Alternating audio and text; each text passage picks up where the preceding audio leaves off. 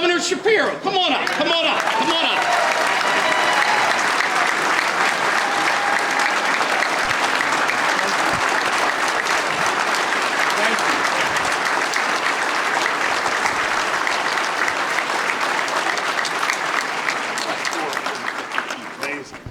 Boy, I was going to give him this big big speech and everything, and he kind of snuck in on me. But listen, Gov, I know everybody's on a tight schedule. I don't want to say too much, okay? Waste too much time. I just want you to know, standing next to my left is the executive director of the Mechanical and Service Contractors Association, Jim Doherty. So when we talk about partnerships, we're joined at the hip with these guys, okay? So. Everybody, this is my friend right here. He's a true friend of mine, true friend of Local 420, a true friend of labor as a whole. And we were talking back here before the Gov showed up. Thank God in these times, I don't want to get too political, but thank God in these times when collective bargaining is at risk, when being a union member is at risk, okay? Since when is being a union member a bad thing?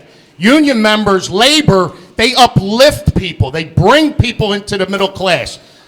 Apparently, you talk to certain people and it's a bad thing.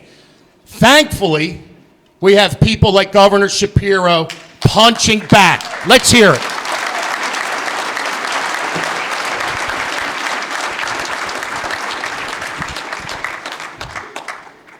You know, you watch TV at night and you grind your teeth and you want to just put your foot through the TV. But then you see a guy like him fighting for us, and I know it's going to be all right. So with that being said, I talked earlier about the renovations that are going to be taking place in this facility. Okay, this is our union hall, our union offices. Ties into the training center. The Gov's been there a few times. Very large facility. And then we have our funds office over here. So it's a very large campus. The governor, to have a guy like him in our corner, to have a guy like him in my corner, he gets it. I told him we're looking for some help here, you know, but it's a large project, not sure if I can handle it, you know, on my own. The Gov said, we got you. So, and trust me, that's it. When we talk apprenticeships, when we talk training, he knows you got to have state-of-the-art equipment. You can't have wallpaper hanging off the ceiling. He gets it, right? So, but I mean, he's been great about it, all right? And if it wasn't for the governor, we wouldn't be able to do what we're going to undertake in about a month and a half. So, once again, I want to call up Governor Josh Shapiro. Let's hear another round of applause. Come on, Gov.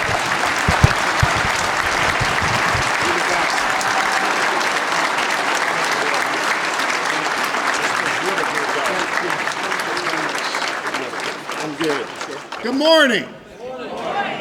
It is good to be in a house of labor, and I want to just begin by thanking my friend Jimmy Snell, not just for the personal friendship, but for looking out for workers all across the greater Philadelphia region, helping us put forward an economic development strategy that lifts up the union way of life in Pennsylvania, puts people to work, and works with me to get done here in the Commonwealth of Pennsylvania. Jimmy, thank you very much. Thank you. I know we were joined by the Speaker of the House earlier. I want to say a special thanks to the members of the General Assembly who are here. They are our partners in progress. They are the ones who put up the tough votes to defend the union way of life, to invest in the union way of life, and they're my partners in progress. I want to thank the members of the General Assembly who are here. We appreciate you. We got a lot of union leaders here. I do want to say a special thanks to Angela Farida, who leads the state AFL-CIO, who joins us, together with Rob Baer, the head of the state building trades.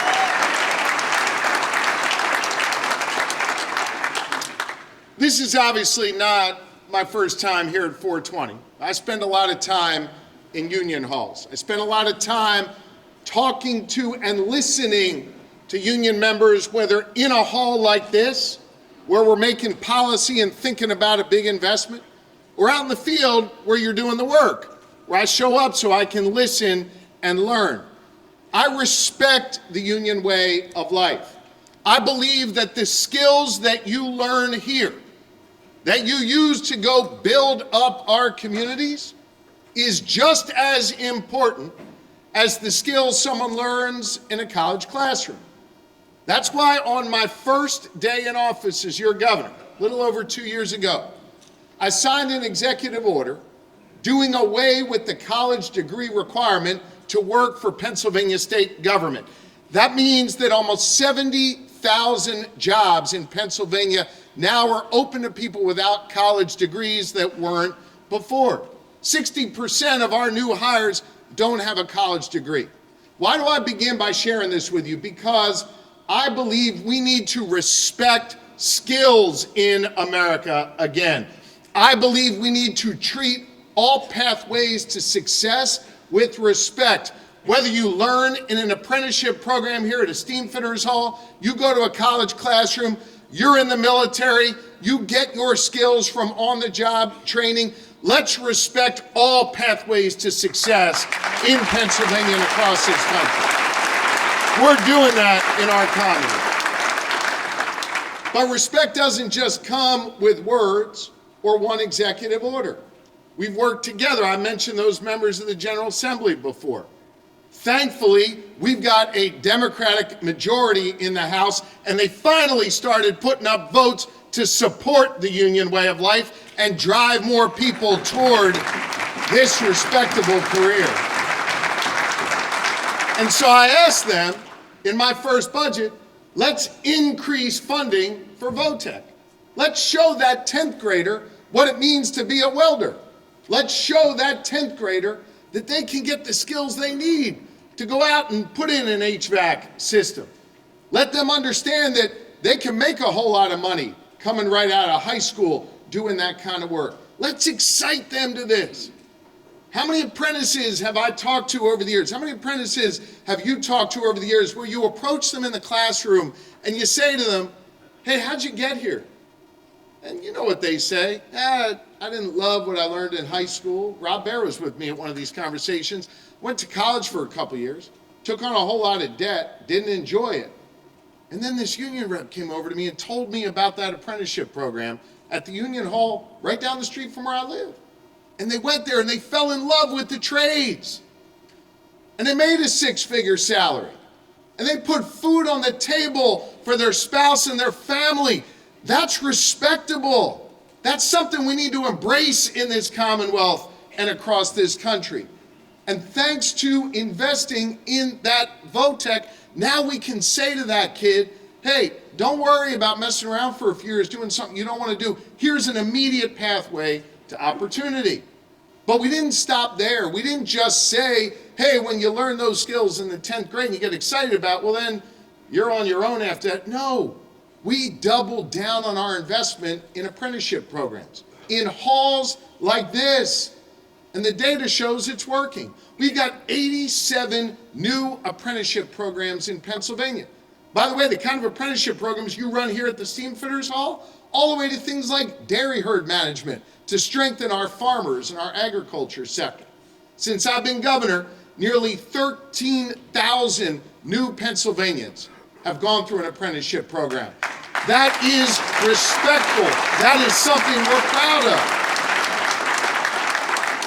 I believe in this work that apprentices are doing. And I believe in the work that's happening here at this Steamfitters Hall to do that work. That's why I'm proud to be here today to share with you that the Commonwealth of Pennsylvania is investing $5 million to double the size of the apprenticeship program right here at Steamfitters Local 420.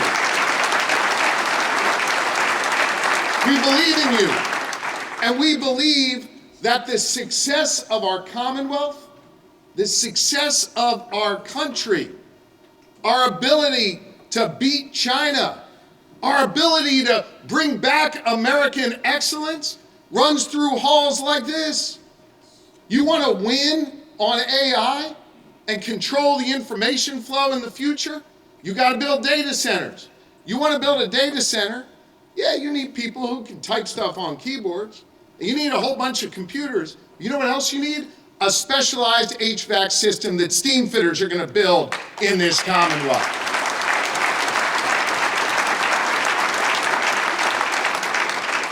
You want to save people's lives? At a time when the other side is hollowing out science, at a time when the other side is hollowing out medicine, you know what we're doing here in Pennsylvania? We're building world-class healthcare institutions. And you know who makes sure those institutions can run before the docs even show up? Before the nurses even show up?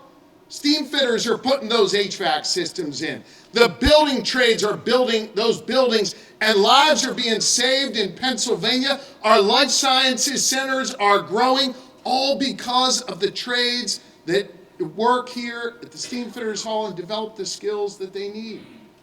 If you believe in this Commonwealth, in this country, the way I do, our future depends on what happens in these halls. We need you now more than ever.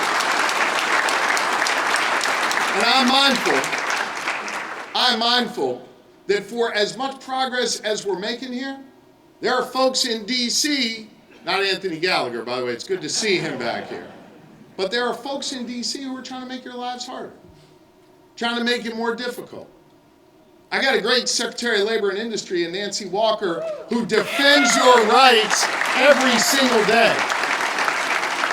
We got DAs like Jack Stolzheimer and others who prosecute people who try to screw you. Hell, when I was Attorney General, we prosecuted the largest Davis-Bacon prevailing wage theft case in the history of the United States of America, and we won. But we got an administration in Washington and some of their enablers here in Pennsylvania who literally just took away collective bargaining rights from hundreds of thousands of federal workers.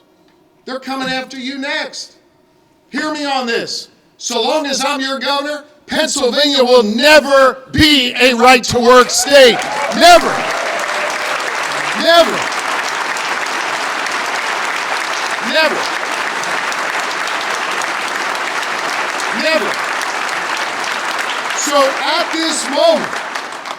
this moment of great challenge, I see a moment of great opportunity. Opportunity to continue to come together to invest in those middle school and high school kids and show them the beauty and the respect of what it means to be a steamfitter. I see opportunity in the eyes of those who go through our apprenticeship programs. I see opportunity in halls like this. I see an opportunity to grow the American economy, not shrink it the way the president wants to, but grow the American economy on the backs of your skilled labor. This is our moment to shine, Steamfitters. This is our moment to believe in the mission. I certainly do. The Commonwealth of Pennsylvania does. We're going to continue to have your back, and when we do, we will all prosper. Thank you. God bless you. Let's keep it up. Thank you. Thank you. Thank you.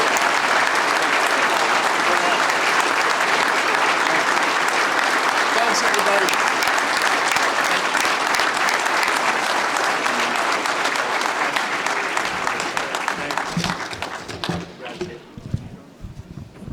Well, that was worth the price of admission, huh? How about it? Let's hear it one more time for Governor Shapiro.